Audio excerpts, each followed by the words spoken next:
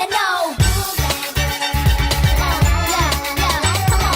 Hello you guys, it's Nylajai'ne and welcome back to my YouTube channel. As you guys can see by the title, we're going to be doing miracle knots again. As y'all can see, this is a really hot style, and I don't mind putting out as many videos about this style because it's just so cute and it's so many different looks and different curl patterns. So today I will be working with Varia Hair. It's Burmese curly, but it also kind of has like a loose deep wave curl to it, and I found it to be really cute. So today that is the hair pattern we will be using. If you guys have not seen my previous tutorials, I will be doing an in-depth tutorial in this video to show you not only how to install the miracle knots, but how the hair will turn out at the end and how I trimmed it up and just made it into what I want it to be. Without further ado, let's just get started. I made sure her hair was braided down so you guys can see me going in and adding in individual braids. Whatever size your client wants, that's the size braids that you will be doing.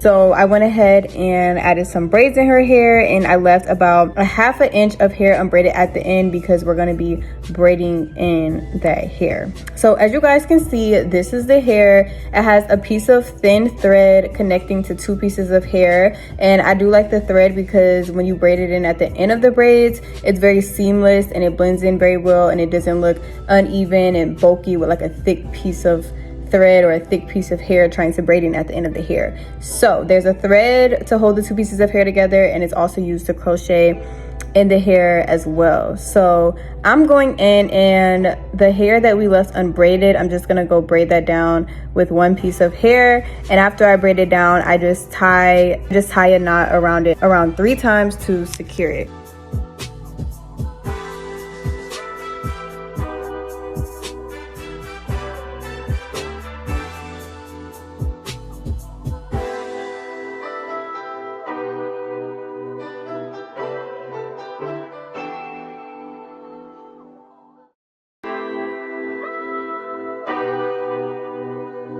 I only added 3 crochet pieces total per braid, including the piece that we braided at the end. So 1 piece braided at the end, 2 pieces crocheted in the actual braid. When I go in to crochet it in, I make sure that the thread is what's hanging off of the braid and the only thing wrapped around the piece of the braid. As you guys can see, I go in, I put a piece in the middle, and I put a piece at the top, and when I secure it, I make sure that thread is what is around it, not the hair, because it will slip out. But you guys can go ahead and see how I styled it.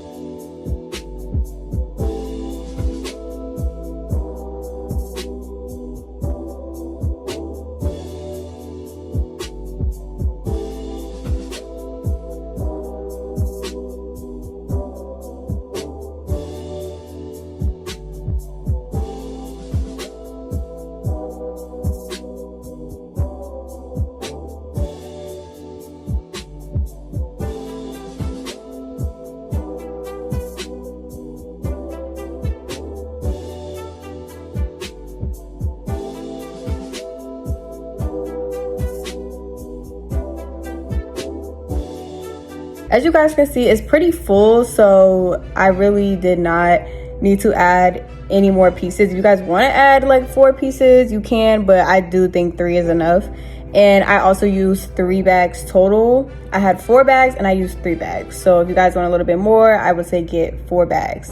But when we were done, I did go ahead and cut it. She did not want it to be super duper long. This hair was really long, y'all. I'm gonna put the hair details and how long it is in my bio in the description box, so make sure you guys check that out. But this hair was super long, so I did go in and cut some length off, and I shaped it up, and I added some water, and I added some mousse. As you guys can see, it's still very cute, like with it just being, you know, in its natural state. So if you guys want to keep it in its natural state, you can do that. But I also went ahead and added some water, and I added some mousse just to kind of define those curls a little bit, and you can wear it either which way. So this is how I came out. I absolutely loved it. This hair was absolutely soft and very easy to work with, so I would definitely recommend if you were going to do this style. If you want something long, if you want something of this texture, then this is the way to go. I hope you guys enjoyed this video, and I will see y'all next time.